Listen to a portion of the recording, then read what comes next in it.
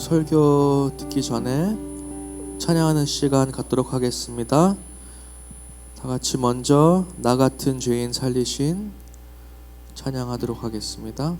그 찬송가는 405장이고요. 나 같은 죄인 살리신.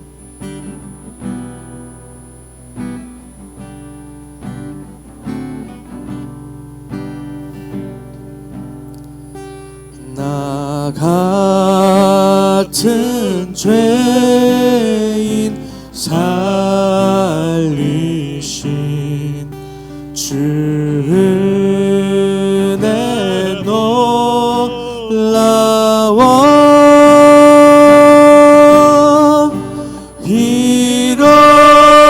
잃었던 생명 찾았고 광명을 얻었네.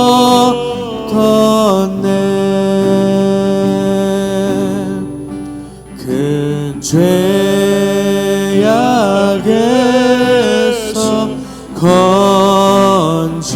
건지신 주 은혜 놀라워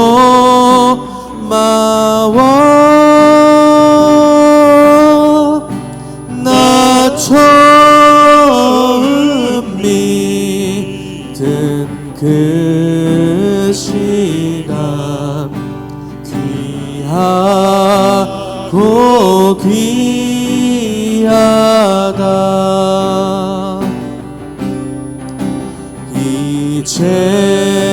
이제껏 내가 산 것도 주님의 은혜로 또 나를 찾아 본향에 인도해 주시라.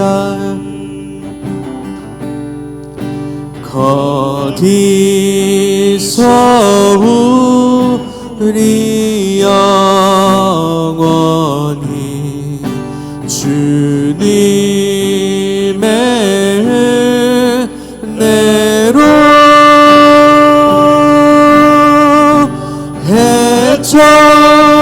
해처럼 밝게 살면서 주 찬양하리라.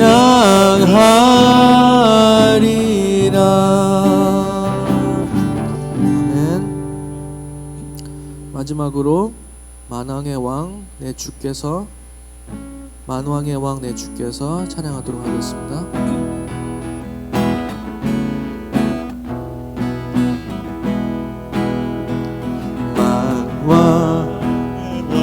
내 주께서 왜 고초당했나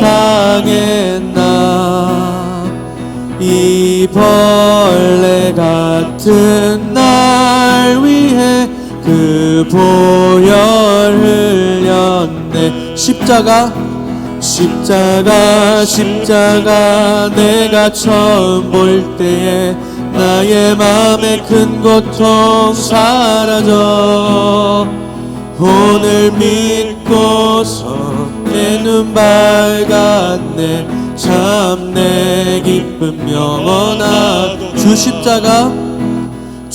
십자가 못 박힘에 속죄함 아닌가.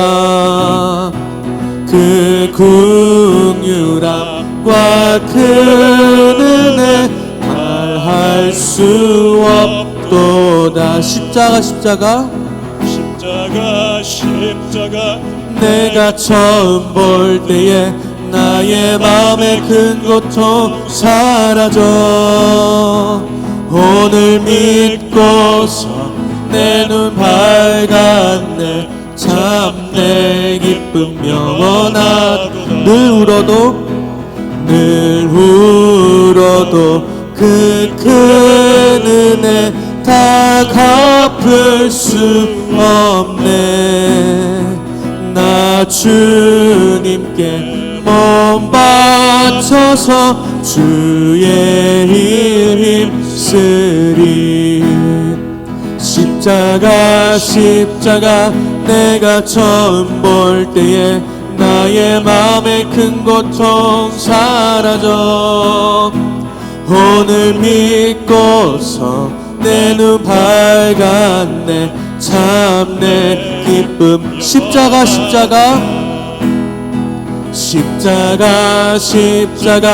내가 처음 볼 때에 나의 맘에 큰 고통 사라져. 오늘 믿고서 내 눈 밝았네. 참 내 기쁨 영원하도다. 아멘. 다 같이 설교 듣기 전에 사도신경 다 같이 듣도록 하겠습니다. 사도신경 준비됐나요?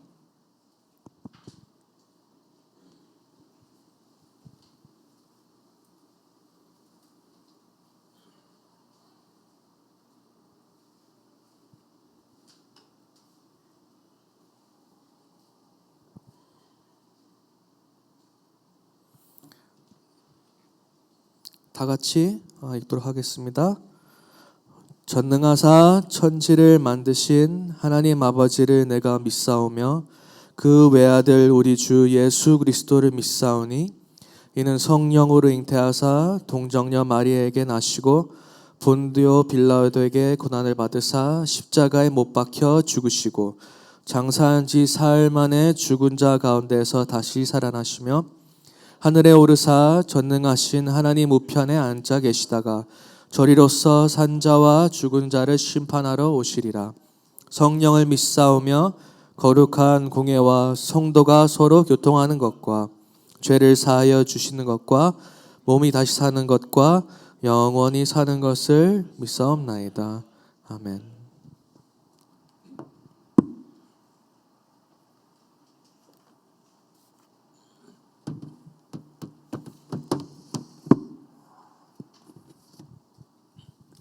네, 반갑습니다.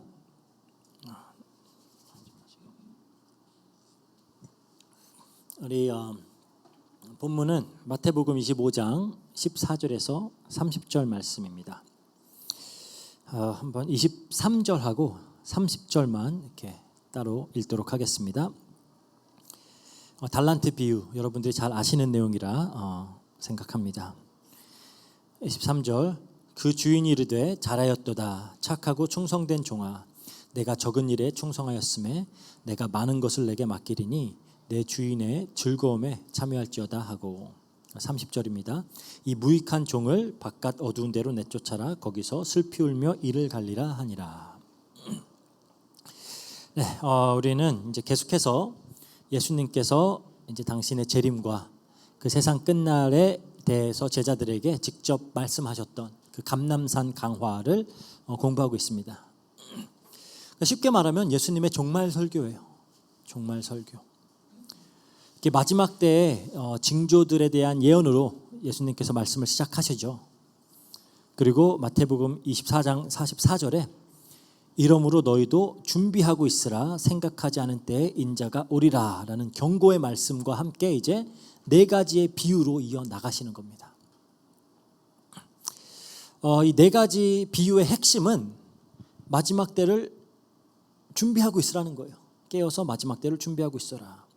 첫 번째 비유가 충성된 종과 악한 종의 비유였어요. 두 번째가 우리가 지난주에 다뤘던 열 처녀의 비유였습니다. 그래서 이 열 처녀 비유의 공부가 좀 성도된 우리에게 좀 더욱 진지한 어떤 신앙생활을 촉구하는 그런 경종이 되었기를 좀 바라요. 세 번째 비유는 이제 오늘 살펴보게 될 달란트 비유입니다. 그리고 이제 마지막이 양과 염소의 비유죠. 이 네 가지 비유가 다 공통점을 가지고 있어요. 첫 번째, 그 모든 비유에서 그 주인공이라고 할 수 있죠. 주인 혹은 신랑이 떠났다가 예기치 않은 때에 돌아옵니다. 두 번째로는 주인 혹은 신랑과 관계에 있는 두 종류의 사람이 등장을 해요. 한 부류는 충성된 자고 또 주인을 기쁘게 하는 자라면 다른 부류는 주인으로부터 심판을 받게 되는 자들이 등장을 합니다. 흥미로운 사실은 칭찬받는 자들의 비유는 다 전반에, 그리고 이제 심판을 받는 자들의 그 비유는 후반에 등장을 하고 모두 다 이 후반부가 더 큰 비중을 차지를 해요. 그 말은 이 비유 모두가 좀 경고적이고 훈계적인 성격을 띠고 있다는 거예요. 예수님이 뭔가를 경고하고자 하는 겁니다. 뭔가를 훈계하고자 하는 거예요. 그게 뭘까요? 예수님 다시 오셨을 때 준비가 되어져 있지 않다면 그 결과가 얼마나 참혹할지에 대한 경고라는 겁니다. 그러니까 우리는 매일같이 깨어서 준비하고 있어라 된다. 이제 이렇게 훈계를 하는 거죠. 사실 이 오늘 본문의 비유는 마태복음에 기록된 모든 비유들 중에 또 가장 긴 비유예요. 그만큼 또 중요하다라고도 우리가 이해할 수 있겠죠. 그래서 이 비유를 한번 좀 자세히 살펴보면서 우리 예수님의 말씀에 또 귀를 기울여 보도록 하겠습니다. 달란트 비유는 다들 잘 알고 계시는 비유죠. 아마 다들 익숙할 거예요. 그 스토리는 굉장히 단순합니다. 아주 부유한 주인이 타국으로 떠나기에 앞서서 종들에게 자신의 소유를 맡겨요. 한 명에게는 5달란트, 다른 한 명에게는 2달란트, 그리고 마지막 종에게는 1달란트를 맡깁니다. 5달란트와 2달란트를 받은 종들은 바로 가서 장사를 해서 받은 만큼의 수익을 남겨요. 하지만 1달란트를 받은 종은 땅에 묻습니다. 그리고 오랜 기간 후에 주인이 돌아와서 종들을 불러 결산을 하게 되고 5달란트와 2달란트를 받은 종들은 칭찬을 받고 1달란트를 받은 자는 심판을 받게 되는 거죠. 근데 이 비유가 또 자주 좀 오해되어지고 있는 비유 중에 하나가 아닌가 싶어요. 특히 이게 이 종말 설교라는 어떤 맥락을 고려하지 않고 해석을 하게 되면 좀 잘못된 결론에 도달을 할 수가 있습니다. 흔히 우리가 달란트라고 하는 단어를 어떤 기능이나 재능 이런 걸로 이해를 하죠. 그래서 하나님께서 허락하신 그런 기능과 재능을 낭비하지 말고 10분 잘 활용해서 많은 것을 이루고 좀 성공을 해서 하나님께 영광 돌려라. 이런 해석들로 이렇게 종종 해석되어지는 것들을 보게 되고, 특히 이제 우리 학생들, 특히 젊은 청년들까지 해서 좀 달란트에 대한 고민이 많아요. 난 뭘 잘하지? 하나님은 나에게 어떤 달란트를 주셨지? 막 그런 고민들을 많이 하죠. 특히 이제 요즘같이 막 그런 소셜 미디어를 통해서 많은 사람들이 어떤 자신의 재능을 뽐내기 너무 쉬워진 세상에 살다 보고 우리가 그런 것들을 너무 자주 접하다 보니까 너무 뛰어난 재능을 갖춘 사람들을 많이 보게 돼요. 그러면서 막 좌절이 되죠. 하나님, 왜 저 사람에겐 저렇게 많은 달란트를 주셨는데 왜 나에겐 아무것도 주시지 않으셨나요? 근데 과연 오늘 본문에서 예수님이 말씀하시는 달란트가 그런 달란트일까요? 그리고 또 열심히 해서 많은 것을 이루고 성공하면은 충성된 종이고, 열심히 안 살아서 혹은 게을러서 많은 것을 이루지 못하고 살면은 그럼 그건 게으른 종인가요? 그 과연 하나님께서 우리의 성공이나 하나님께 우리의 어떤 성공이나 성취가 뭐 기쁨이 될까요? 그것이 하나님의 영광에 조금이라도 보탬이 될 수 있습니까? 그러니까 우리가 좀 이 달란트라는 단어부터 좀 잘못 이해하고 들어가는 것 같아요. 달란트를 재능으로 이해해서는 안 됩니다. 왜냐하면 15절에 보면 주인은 각각 그 재능대로 달란트를 주었다 그래요. 그렇다면 재능이 달란트는 아니죠. 재능대로 준 거니까. 그러니까 사실 달란트라는 거는 예수님 당시에 사용하던 무게의 단위였어요. 원래는 이제 그 전부터 무게의 단위였는데 그게 이제 나중에 예수님 때 와서는 또 좀 그 전부터도 화폐 단위로 이렇게 이제 변하였어요. 무게 단위였다가 화폐 단위. 한 금 30kg 정도를 얘기하는 거예요. 근데 이제 그 당시 한 달란트는 600데나리온과 같은 금액이었습니다. 600데나리온, 그러니까 우리가 잘 알듯이 한 데나리온은 당시의 노동자나 군인의 하루 임금이에요. 하루 임금이 한 데나리온. 그러면 6,000데나리온은 6,000일에 해당하는 임금입니다. 이거는 이제 노동자들이 그래도 뭐 일주일에 하루 정도 이틀 정도 쉰다고 생각을 하면은 20년은 일해야지 벌 수 있는 돈이에요. 20년 동안 먹지도 않고 쓰지도 않아야지만 모을 수 있는 돈이 1달란트입니다. 그러니까 결코 적은 금액이 아니죠.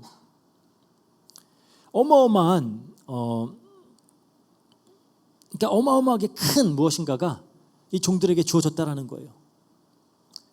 그렇다면 이렇게 큰 액수를 종들에게 맡긴 주인은 엄청나게 부유한 사람이라는 거겠죠. 예수님이 주시는 그러니까 엄청난 가치 있는 무엇인가, 그게 달란트라는 겁니다. 그리고 이 비유의 종들은 이 자리에서 이제 예수님의 말씀을 듣고 있는 제자들이겠죠. 그러니까 뭐 이 맥락 안에서 강남산 이 강화 맥락 안에서 주인은 뭐 의심의 여지 없이 예수님이고요. 달란트는 예수님께서 주시는 무엇인가 굉장히 가치 있는 것이고요. 그리고 종들은 제자들과 또 이 제자들을 통해서 예수를 믿고 구원 얻고 이제 계속 예수님을 믿게 될 그런 모든 신자들이다라고 우리는 이해할 수가 있습니다. 그렇다면 구원받은 당신의 백성들에게 예수님께서 주시는 달란트가 뭐냐라는 거예요. 그리고 이 비유에서 주인은 종들에게 이것을 주고 떠났다가 다시 온다라는 사실에서 우리가 이제 힌트를 얻을 수 있습니다. 예수님께서 당신의 백성들에게 주고 가신 게 뭐예요? 천국 복음이죠. 그리고 예수님은 또 성령님도 약속을 하셨습니다. 그리고 성령님은 예수님께서 가르치신 이 복음을 가르치시고 또 생각나게 하시는 분이에요. 그러니까 세트로 가는 거죠. 요한복음 14장 26절에 그러죠. 보혜사 곧 아버지께서 내 이름으로 보내실 성령, 그가 너희에게 모든 것을 가르치고 내가 너희에게 말한 모든 것을 생각나게 하리라 그래요. 그렇다면 성령님께서 천국 복음을 가르치고 생각나게 하실 때 어떤 일이 일어날까요? 성령의 열매 맺는 삶을 살게 되겠죠. 천국에 속한 삶. 이걸 보고 우리가 영생이다라고 하는 겁니다. 예수님은 이 영생을 주시려고 오셨다 그래요. 그러니까 영생이란 말은 그냥 단순하게 끝없이 사는 삶을, 오래 사는 삶을 얘기하는 게 아니라 하늘의 삶, 하나님의 삶에 참여하는 삶을 말하는 겁니다. 그걸 우리에게 주시려고 오신 거예요. 그래서 이 땅에서 영생, 즉 천국의 삶을 살아갈 때 성도들은 거룩하게 지어져 가는 거죠. 그리고 더욱 흠이 없는 하나님의 백성들로 완성되어져 가는 겁니다. 그걸 보고 또 우리는 머리 대신 그리스도에게로 자라간다 그래요. 에베소서 4장 15절에 그럽니다. 오직 사랑 안에서 참된 것을 하여 범사에 그에게까지 자랄지라. 그는 머리니 곧 그리스도라. 그 예수님을 닮아간다는 말은 그럼 뭐예요? 예수님처럼 온전히 자신을 부인하고 하나님 명령에 순종하는 거고요. 그래서 이제 사도 바울은 자기가 그리스도와 함께 십자가에 못 박혀 죽고 이제 내 안에서 그리스도가 사신다 이렇게 말을 했어요. 갈라디아서 2장 20절에 그랬죠. 또 예수님을 닮아간다라고 하면은 그 자기를 희생하여서 남들을 사랑할 수 있는 삶, 그걸 의미하는 겁니다. 그 이것들을 보고 또 우리가 이제 자기를 부인하고 순종하는 삶, 자기를 희생해서 사랑하는 삶, 이걸 보고 또 거룩이라 그래요. 거룩. 왜냐하면 세상과는 온전히 구분된 모습이기 때문이에요. 그러니까 세상의 모든 사람들은 더욱 자기를 긍정하면서 자기의 영광을 위해서 살아가죠. 나를 더 긍정하기 위해, 나의 영광을 위해 살아갑니다. 어떻게든 죄악된 자아를 더욱 살찌우고자 살아가요. 그리고 타인을 희생시켜서라도 나를 더 사랑하기 위해 살아갑니다. 그런데 예수님께서 승천하시기 전에 제자들에게 맡기신 천국 복음은 이제 그런 게 아니죠. 그렇죠? 그리고 또 이 천국 복음의 특징 중에 하나는 이 복음이 땅 끝까지 증거가 돼야 된다라는 점이에요. 예수님께서 승천하시기 전에 제자들에게 맡기신 이 천국 복음은 반드시 선포되어야 하고 땅 끝까지 증거가 돼야 한다. 그래서 그리고 이제 우리에게 주어진 성령님은 또 이 일을 함께 해나가시는 분이죠. 그래서 예수님이 말씀하셨어요. 사도행전 1장 8절에 오직 성령이 너에게 임하시면 너희가 권능을 받고 예루살렘과 온 유대와 사마리아와 땅 끝까지 이르러 내 증인이 되리라 하시니라. 그래서 14절에 보니까 주인이 자기의 소유를 종들에게 맡겼다 그래요. 예수님께 속한 것들, 그거를 종들에게 맡긴 거예요. 천국 복음, 예수 그리스도의 영, 성령, 그리고 이 복음을 증거하는 사명, 이것들을 종들에게 주신 겁니다. 방금까지 이야기했던 그 모든 것들이 이 천국 복음, 여기에 포함이 되는 거예요. 그리스도를 닮아가는 것, 성령님의 역사, 그렇죠? 이런 것들을 우리에게 맡기시고 가신 겁니다. 이게 종들에게 주어졌어요. 그렇다면 이제 또 이런 생각이 들 수가 있죠. 그러면 각각 재능대로 한 사람에게는 금 5달란트, 다른 사람에게는 2달란트, 한 사람에게는 1달란트가 주어졌다는 말의 의미가 뭐냐라는 거예요. 그럼 누군가에겐 더 많은 복음이 주어졌다는 말입니까? 어떤 성령의 역사가 누군가에게는 더 강하게, 다른 이에게는 더 약하게 역사한다라는 얘기예요. 누군가에겐 더 큰 사명이 주어지고 누군가는 더 작은 사명이 주어졌다라는 얘기입니까? 이게 조금 이해하기 어려울 수 있는데 이렇게 생각을 하면 돼요. 예를 들어서 바울과 바나바가 1차 전도 여행을 마치고 이제 2차 전도 여행에 마가를 동행시킬 것인가 말 것인가, 그걸 갖고 심히 다투었어요. 그렇죠? 그 이유는 마가가 1차 전도 여행 중에 사역이 너무 힘들다 보니까 도중에 포기를 하고 바울의 전도팀을 떠난 적이 있어요. 그런데 이제 1차 전도 여행을 마치고 이제 새로운 팀을 꾸려서 2차 전도 여행을 시작하려고 하는데 바나바가 우리 마가를 데리고 가자 그러는 거예요. 그러니까 이제 심하게 다툰 겁니다. 바울은 절대 안 돼. 바나바는 데리고 가자. 또 둘이 이렇게 친척이거든요. 데리고 가자. 그래갖고 결국 바울과 바나바가 흩어지게 됐죠. 그래서 바울은 새로운 팀을 이제 꾸리고 2차 전도 여행을 가고 바나바는 마가를 데리고 구브로로 갔다. 이제 이렇게 기록이 되어 있습니다. 그리고 이제 사도행전의 기록은 바울의 행적을 따라서 이제 기록이 되었죠. 그러면 바울에게 주어진 사명과 성령의 역사만 옳은 것이고 바나바와 마가는 틀린 걸까요? 아닙니다. 각자의 재능대로 각 개인에게 주어진 성품과 은사와 성숙도와 어떤 능력과 배경에 맞게 그들 안에 심긴 복음이, 그 성령님이 다르게 역사하는 거예요. 그러니까 바울에게 주어진 재능에 걸맞게 마게도냐와 이제 그리스를 넘어서 로마에까지 막 불굴의 의지로 막 복음을 증거하는 일에 바울은 쓰임을 받았죠. 언어도 그렇고 문화도 그렇고 바울은 훈련이 된 사람이에요. 그래서 하나님은 바울을 그렇게 썼습니다. 근데 바나바는 또 바나바의 이름의 뜻이 위로의 아들이잖아요. 위로의 아들. 그 이름에 걸맞게 또 마가를 위로하고 훈련시켜서 다시 제자로 세운 거예요.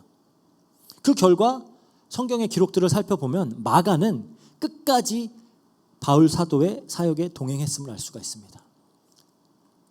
바울이 순교당하기 전에 디모데에게 편지를 써서 속히 좀 디모데야 나에게로 좀 와 막 이래요. 그러면서 마가를 데리고 와라 그래요.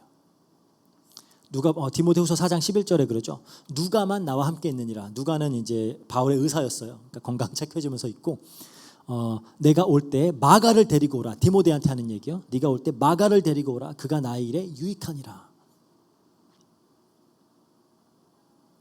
그러니까 바나바는 또 바나바대로 하나님께서 쓰시고 그렇게 또 마가를 세우고 마가는 또 마가대로 쓰임을 받은 겁니다. 그러니까 모두가 사도 바울 같을 수는 없는 거예요. 어떤 의미에서 너무 다행이죠.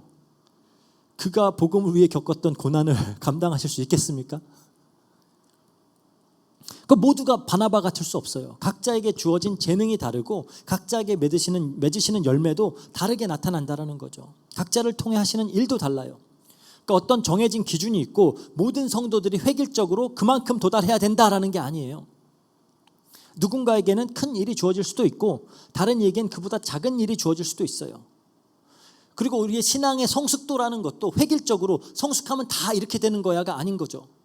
그래서 누군가는 더 성숙해 보일 수 있고 누군가는 좀 덜 성숙해 보일 수도 있어요. 그리고 그 성숙도 역시 주어진 은사에 따라 다르게 나타나죠. 저 가르치는 자가 성숙하면 잘 가르치겠고요. 이렇게 잘 지도하는 자가, 교회를 다스리는 자가 성숙하면 잘 다스릴 거고요. 그러니까 다른 모습으로 나타난다는 거예요. 그런 의미에서 5달란트, 2달란트, 1달란트라는 겁니다. 각자 다르다라는 거예요. 그게 더 많다고 더 많이 더 가치가 있다라는 의미가 아닙니다. 그래서 종들이 더 받았다고 기뻐하거나 덜 받았다고 낙심하고 하지 않아요. 달란트는 다 상상할 수 없을 만큼 큰 단위예요. 어마어마한 가치를 지녀요. 천국 복음이니까. 근데 우리는 어떤 세상적인 계산법에 익숙하기 때문에 돈은 많은 게 많은 만큼 더 많을 만큼 좋지. 그래서 5이 2보다 좋고 2은 1보다 낫지. 이런 식으로 생각을 하는데 하나님 나라의 원칙은 그런 게 아니다라는 거예요. 그러니까 나에게 5이 주어졌다면 나는 5만큼 하나님을 사랑하고 이웃을 사랑해야 돼요. 2이 주어졌다면 나는 2만큼 하나님을 사랑하고 이웃을 사랑해야 돼요. 그리고 달란트는 내게 아닙니다. 그렇죠? 나의 유익을 위한 게 아니에요. 다 주인 거예요. 주인을 위한 겁니다. 그래서 결국 다 주인에게로 돌아가요. 그러니까 종들에게는 맡겨졌을 뿐입니다. 그러니까 우리가 그렇게 상상을 해봐야 돼요. 뭐 더 많이 받았다. 우리는 항상 뭔가 이렇게 비교를 하고 더 많이 가진 게 좋고 이렇게 생각하는데 그런 게 아니다라는 겁니다. 여러분들은 천국을 어떻게 상상하는지 모르겠어요. 천국 가면 우리는 다 똑같이 생기고 다 똑같은 능력과 다 똑같은 성품과 다 똑같은 재능을 갖고 있을까요? 저는 그렇지 않다고 생각해요. 그리고 성경은 또 천국에서도 상급이 다를 거다 그래요. 더 큰 상급을 받는 자들이 있다 그래요. 그러면은 천국도 불공평하네 이렇게 생각할 수 있죠. 하지만 천국은 그런 것이 아니다는 거예요. 왜냐하면 천국에서 더 큰 상급을 받은 사람은 그 더 큰 상급을 어디다 써야 돼요? 예를 들어 우리 사모가 나보다 더 큰 상급을 천국에서 받는다. 그러면 그 상급을 저를 사랑하는 데 써야 돼요. 그렇죠? 천국은 그런 곳입니다.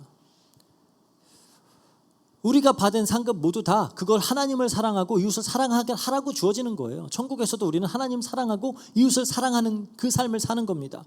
그럼 더 큰 상급을 받으면은 그만큼 더 사랑해야 되는 거예요.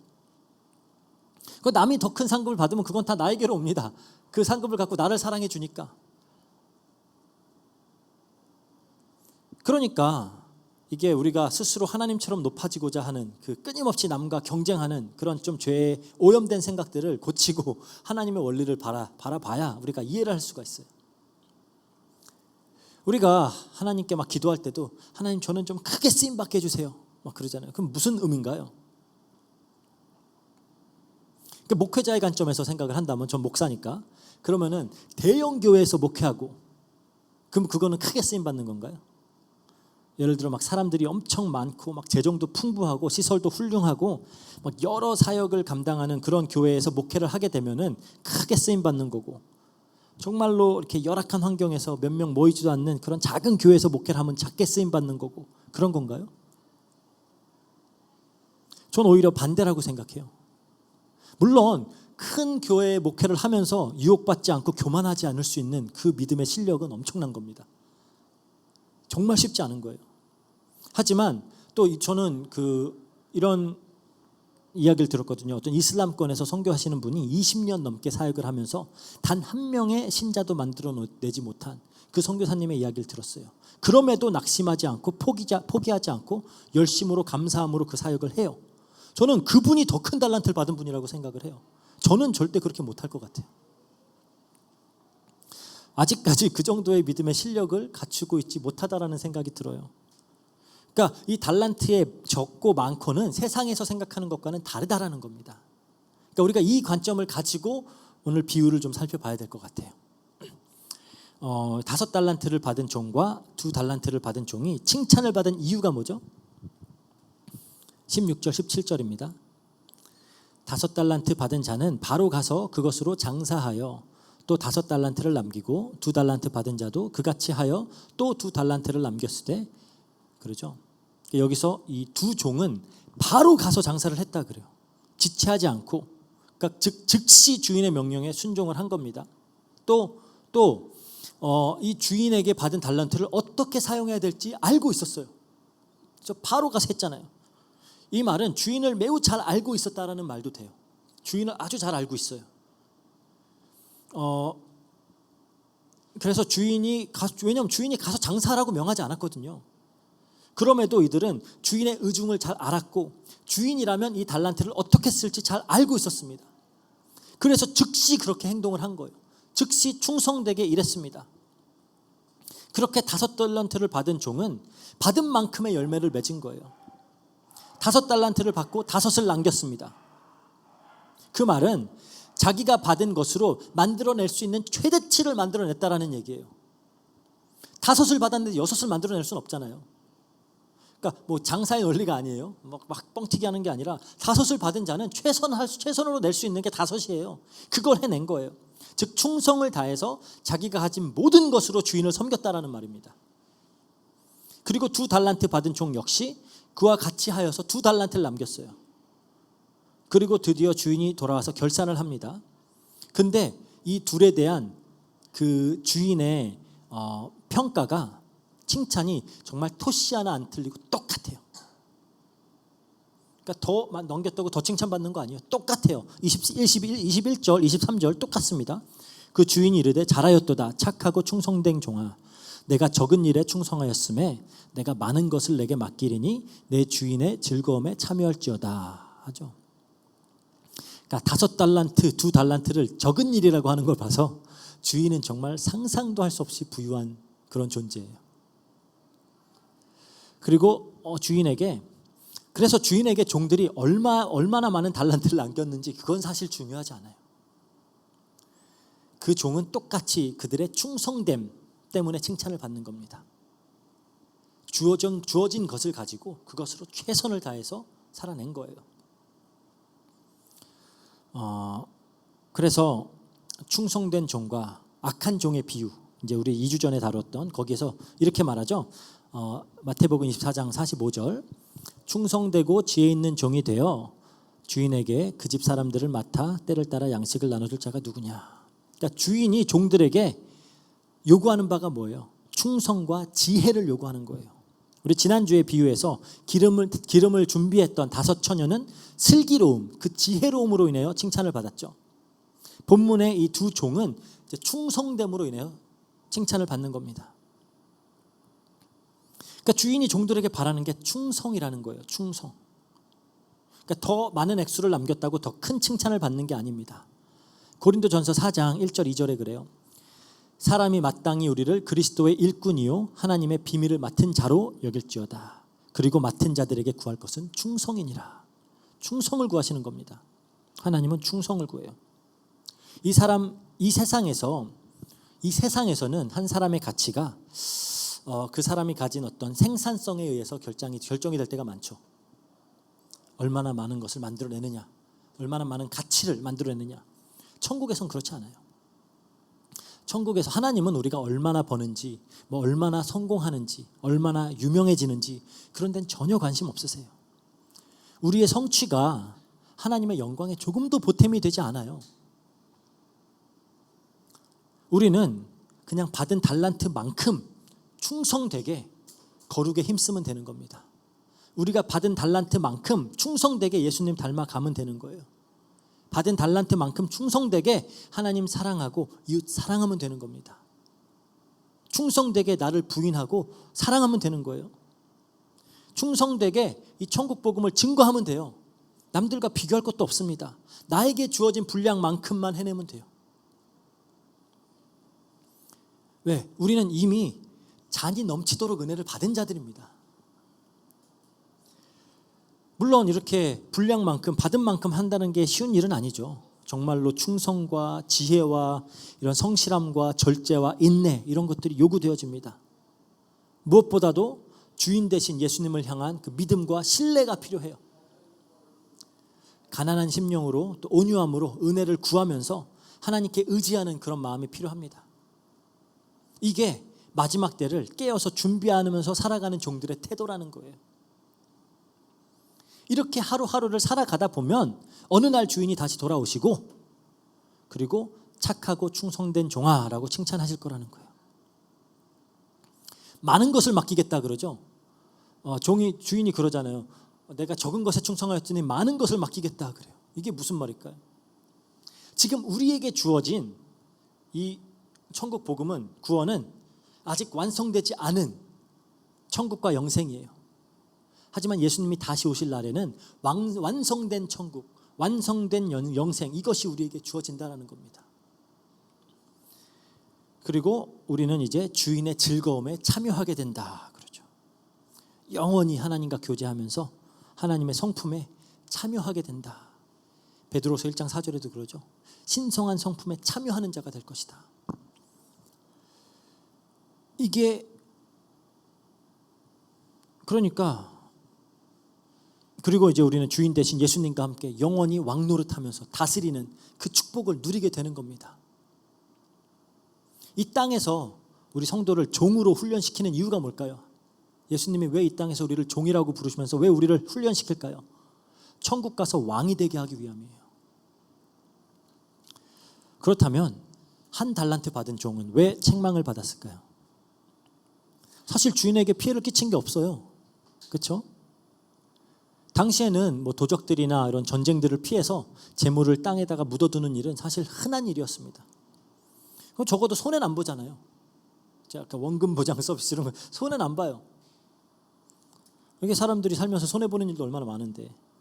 그러니까 종은 그래서 이제 자기는 그런 거예요. 보소서 당신의 것을 가졌나이다. 나에게 준 거 다 받았잖아요. 그러는 거예요. 그렇다면 이 종은 왜 다른 두 종처럼 나가서 장사를 하지 않았을까요? 여기 본문에 보니까 두려워했기 때문이다 그럽니다. 두려워했대요. 뭘 두려워한 거죠? 무엇에 기인한 두려움이에요? 주인에 대한 오해예요. 주인을 오해하고 있어요. 24절에 보니까 그래요. 당신은 굳은 사람이라 심지 않은 데서 거두고 해치지 않은 데서 모으시는 줄을 내가 알았으므로. 그러니까 이 종은 결정적으로 주인을 몰라요.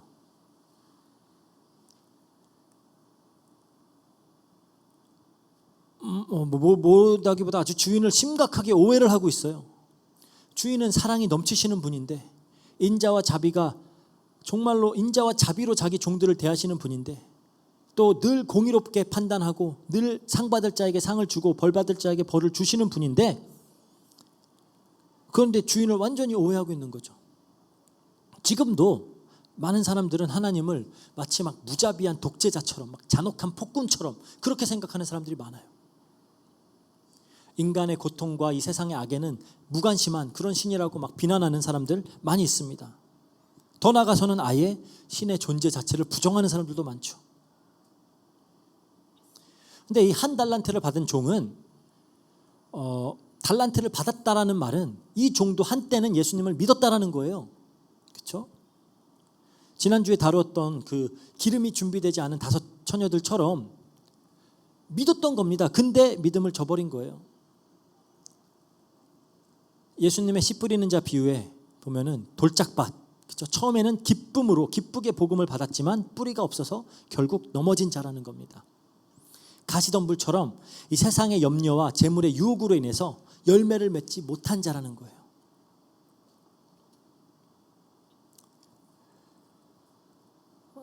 그러니 그러니까 이제 이 종은 달란트를 맡긴 주인의 의중을 전혀 깨닫지 못하고 있는 거죠. 5달란트, 2달란트 받은 자들은 받은 즉시 뭘 해야 될지 알고 있었어요. 주인을 잘 알고 있었어요. 어떻게 하면 주인을 기쁘게 할지를 잘 알고 있었습니다. 그런데 이 1달란트 받은 종은 전혀 몰라요. 전혀 몰라요. 그래서 그냥 달란트를 땅에 묻어버렸습니다. 그럼 이제 이 질문이 들어요. 그러면 이 종은 달란트를 땅에 묻고 자기는 뭘 했을까요? 주인이 맡긴 일이 아니라 자기를 위해서 살았겠죠. 주인의 일을 하라고, 종인데 종은 주인의 일을 해야 되는데 그냥 주인이 맡긴 건 묻어두고 그냥 자기 잘 먹고 잘 살기 위해서 사는 겁니다. 그냥 내가 돈 더 많이 벌기 위해, 내가 학교 성적 조금 더 잘 받기 위해, 더 이 세상이 제공하는 어떤 편리함과 쾌락을 즐기기 위해 그냥 내 이름을 높이고 내가 유명해지고 내 영광을 받기 위해 그렇게 사는 거예요. 종은 그렇게 살면 안 됩니다. 왜냐하면 종은 주인을 위해서 존재하는 게 종이에요. 그래서 주인의 뜻을 따라야 됩니다. 안타깝지만 너무나 많은 예수님을 믿는다, 성도다라고 하는 사람들이 이 받은 달란트를 묻어버리고 자기만을 위해서 살아가요. 그리고 그렇게 살아가고 있는데, 그냥 매일을 그렇게 살아가고 있는데 갑자기 주인이 오시는 거예요. 갑자기. 그리고 그나마 가지고 있던 1달란트도 빼앗깁니다. 그리고 심판을 받게 되죠.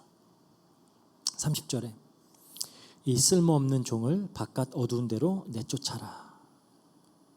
거기서 슬피 울며 이를 가는 일이 있을 것이다. 이건 그냥 전형적으로 지옥을 심판하는 그런 묘사입니다. 지옥의 심판을 묘사하는 그런 묘사예요. 이게 악한 종의 운명이라는 겁니다. 계속해서 지금 예수님의 비유들이 하는 얘기는 뭐예요? 충성된 자가 있고 충성되지 못한 자가 있다. 지혜로운 자가 있고 지혜롭지 못한 자가 있다. 양들이 있고 염소가 있다. 다 어디에 있어요? 교회 안에 있어요. 교회 안에. 예수님 믿는다라고 하는 사람들 중에. 그래서 우리가 이 경고를 좀 진지하게 받아들여야 되는 겁니다. 우리 주인 되신 예수님은 종된 우리를 너무나 잘 아세요. 또 너무나 사랑하세요. 오죽하면은 종된 우리를 친구로 여겨주세요. 친구로. 요한복음 15장 15절에 그러죠. 이제부터는 너희를 종이라 하지 아니하리니 종은 주인이 하는 것을 알지 못함이라. 너희를 친구라 하였노니 내가 내 아버지께 들은 것을 다 너희에게 알게 하였음이라. 그렇죠? 예수님이 다 알게 하셨잖아요. 천국 복음을 주셨어요. 그 말은 우리를 종이라고 하지만 사실 친구로 여겨주신 거예요. 예수님은 당신의 백성들과 매우 친밀한 관계를 유지하십니다. 그러니까 당신의 종, 당신의 친구들을 아주 잘 알고 계세요. 우리의 어떤 성품, 우리의 능력, 우리 배경, 우리의 환경, 우리의 개성, 우리가 가진 자원들, 우리에게 연약한 부분, 심지어 우리에게 주어진 시간까지도 다 알고 계세요. 그리고 거기에 걸맞게 달란트, 즉 이 천국 복음과 성령님을 허락하신다는 겁니다. 그렇다면 이 모든 것들, 우리 성품, 능력, 배경, 환경, 개성, 자원, 우리의 모든 것들, 시간까지 다 이런 것들은 결국 천국 그리고 하나님 나라를 위해, 성령님께서 맺으실 열매들을 위해, 천국 복음의 전파를 위해, 우리의 거룩을 위해, 하나님 사랑과 이웃을 사랑을 위해 하는 데에 쓰여야 된다는 거예요. 내 시간, 내 자원, 내 에너지, 내가 가진 모든 것을 이렇게 쓸 때, 그때 우리는 비로소 우리의 존재와 우리 존재의 목적에 부합하는 삶을 살게 되는 겁니다. 그 무엇보다도 우리의 주인 되신, 우리의 가장 좋은 친구 되신 예수님이 이걸 기뻐하세요. 우리 마지막 때를 살아가는 성도들의 삶의 목적이 뭘까요? 우리 삶의 목적이 뭐예요? 정말 우리에게 의미 있는 일이 뭐냐는 겁니다. 어떻게 사는 게 우리의 정체성에 걸맞게 사는 삶일까요? 그건 예수님이 다시 오시는 그날에 잘하였도다 착하고 충성된 종아라는 칭찬을 듣게 하는 것, 그게 의미 있는 거고 그게 목적이고 그게 우리의 정체성에 부합한 삶이에요. 주인의 그 즐거움에 영원히 참여하는 삶으로 이끄는 그런 매일매일을 우리는 살아야 된다는 겁니다.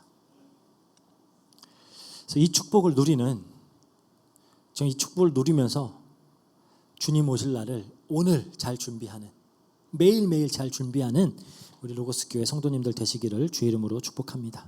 기도하고 마치겠습니다.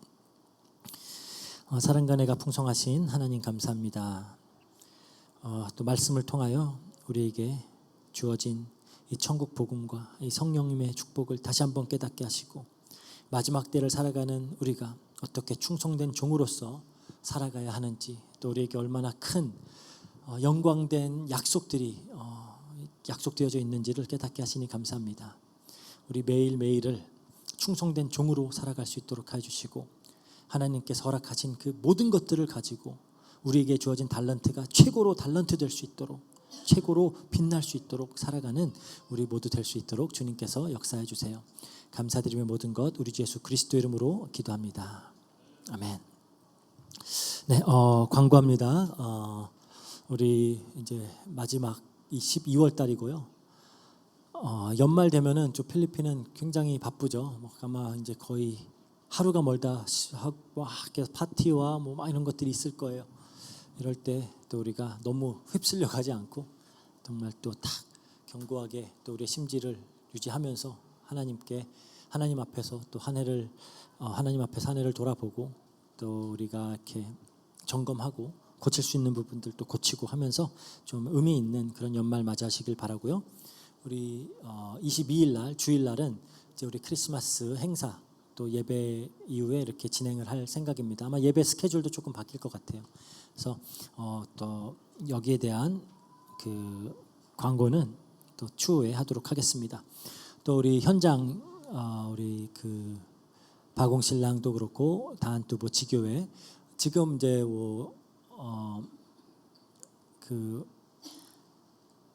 지금